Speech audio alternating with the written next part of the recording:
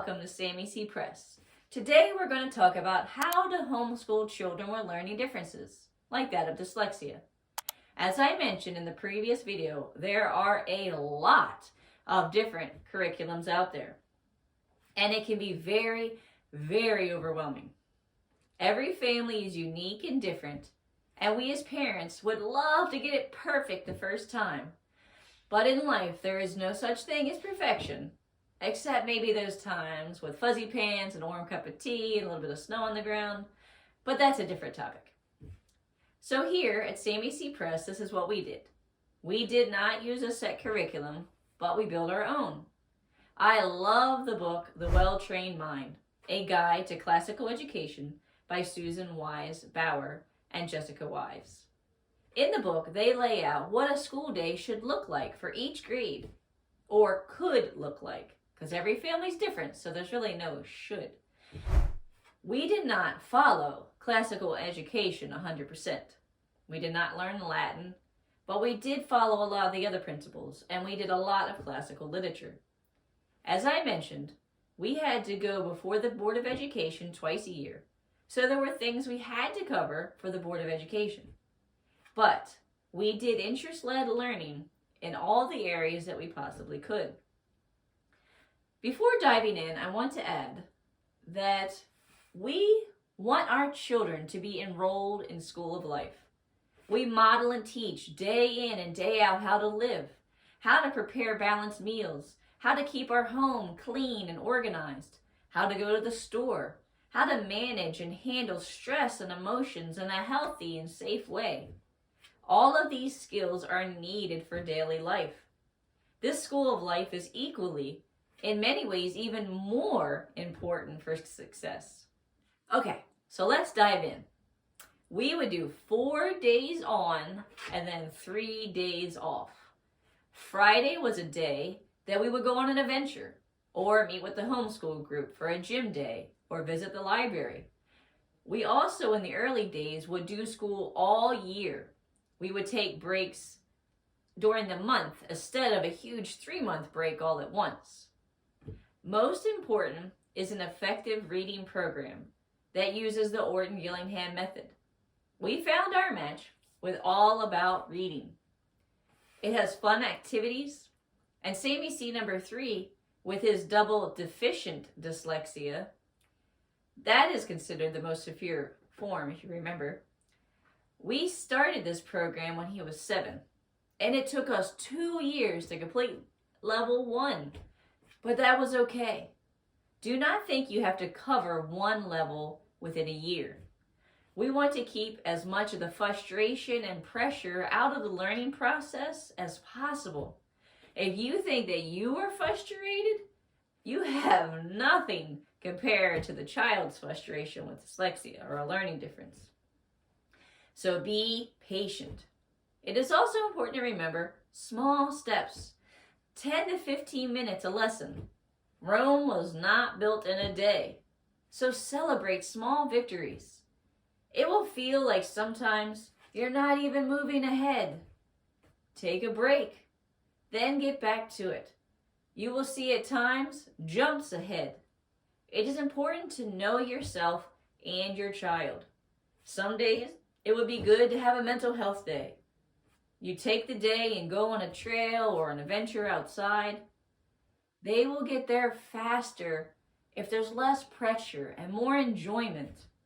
It is also important to read to your child things that are above their reading level. For example, Sammy C number 3 struggled to read a simple sentence. But at night, we would snuggle up and read the great illustrated classics version of literature, as well as other fun reads. He enjoyed reading the encyclopedia. This we would do for about 10 to 20 minutes a day.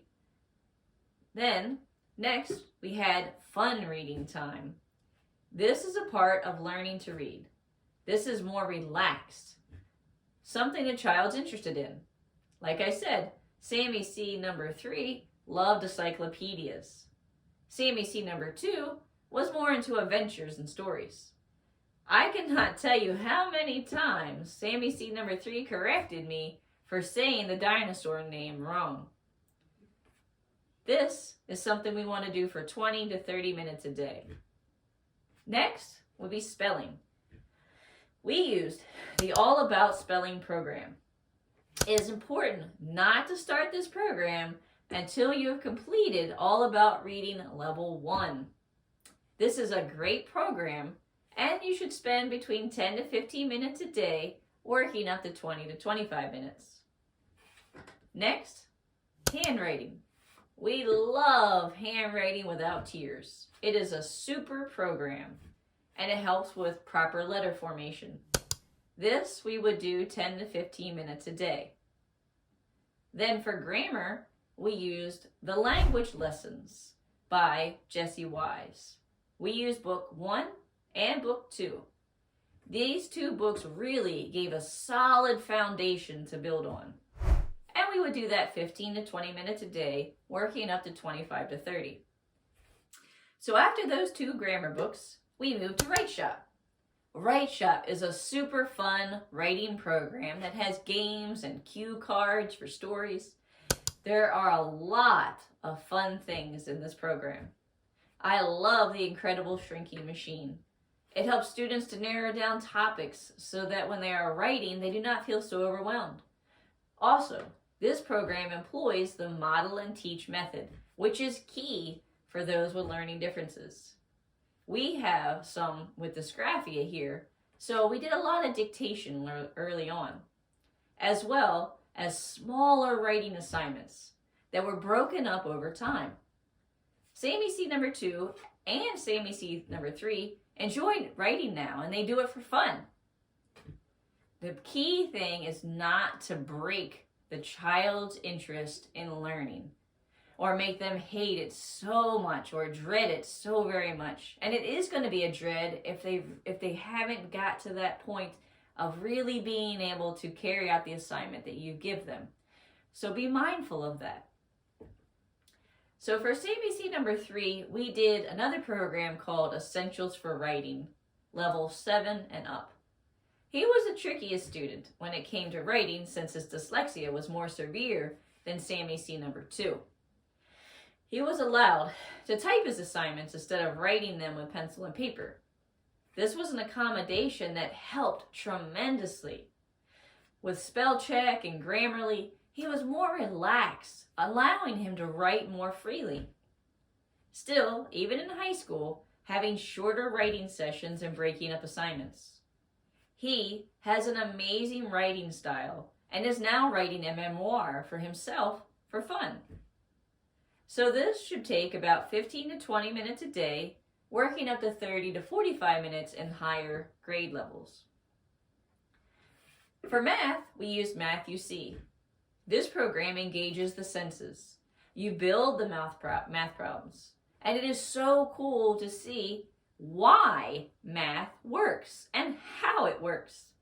There's also a DVD where you can watch the lesson beforehand so that you learn how to do the lesson. So helpful. Sammy C number 2 had dyscalculia. This made math tricky, but Math UC was great. It was interesting that when he got to geometry and algebra 1, algebra 2, and even pre-calculus, he excelled. So the more abstract math he did really well in. So don't give up. Don't get so really frustrated. Just take it one lesson at a time. You never know what they'll end up doing. There's another curriculum that's also good called Teaching Textbooks. Either program is really great. You spend about 10 to 15 minutes a day working up to 30, 35 minutes in the higher grade levels. For history, we love the story of the world. I bought the audiobook since I cannot sound out words very well. There's also an activity book that goes along with each volume. It's a must-have. The children can do the pages, coloring, drawing, different activities while listening to the chapter. We cycled through these books a total of 3 times. Volume 4 we only did twice. We did not do Volume 4 in the elementary grade level. In high school, we moved on to Crash Course History on YouTube with John Green. Amazing. Also, each year we would cover 4 classical literature books. In high school, we would do a report on the book or the author, or even both, depending on how interested the child was in the author and the book. This was done 20 to 40 minutes a day, a few days a week. Geography. We would study maps and atlases, and when they were younger, they had an interesting app called Stack the States, which was very effective.